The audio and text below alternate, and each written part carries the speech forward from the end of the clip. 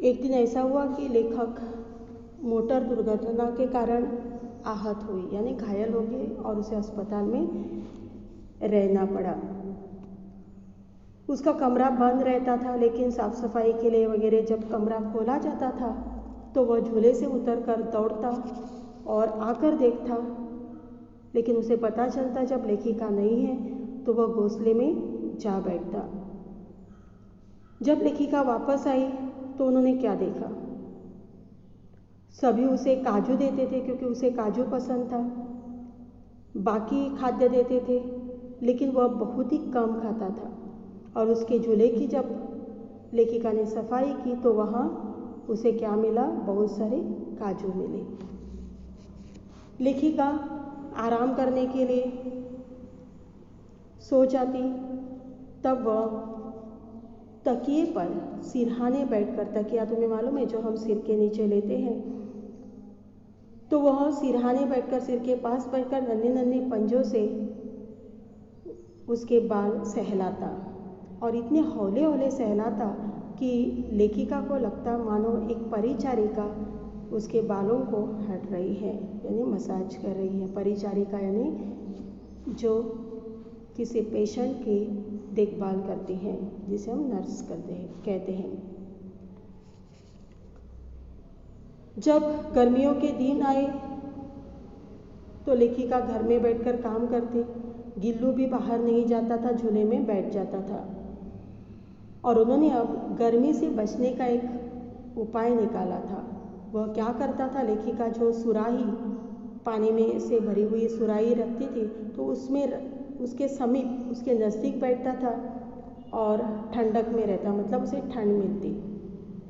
कहा जाता है कि गिलहरियों का जीवन जो होता है, जीवन की जो अवधि होती है वह सिर्फ 2 वर्ष होती है, और इसी प्रकार गिल्लू की जीवन यात्रा भी समाप्त होने वाली थी, अंत नज़दीक आ गया था।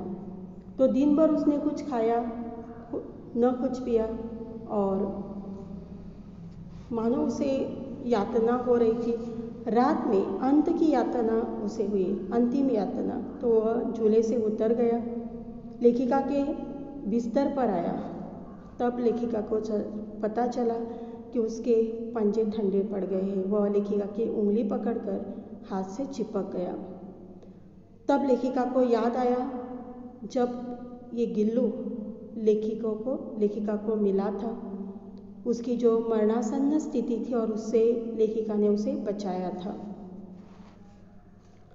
लेखिका ने हीटर भी जलाया ताकि थोड़ी गर्मी मिले, उसे उष्णता मिले, क्योंकि उसके पंजे ठंडे पड़े थे। लेकिन जैसी प्रभात की प्रथम किरण का स्पर्श हुआ, यानी सुबह हुई, सूरज निकला और उसी समय ये गिल्लू इस दुनिया से विदा हो गया। जीवन में जागने के लिए शायद सो गया। लेखिका ने दुखी होकर झूला उतार कर रख दिया, खिड़की की जाली भी बंद कर दी।